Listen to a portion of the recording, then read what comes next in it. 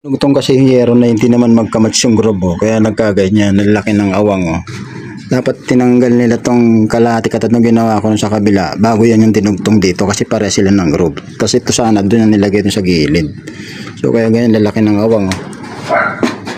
Ayun, gagawa lang natin ng paraan yan.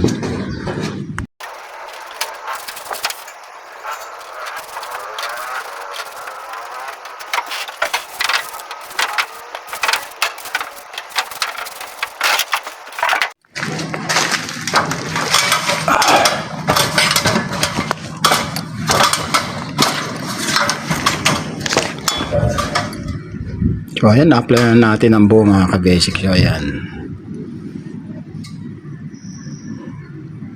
O ayan, pati yung mga malalaking gawang oh. Ayan, so wala, ginawa na natin ng paraan oh. Gandun sa dulo, ayun oh. Wow naman! Wow! Ngayon, na-apply na natin ng rope guard. Siyempre, bago ko rin tayo dyan, bago.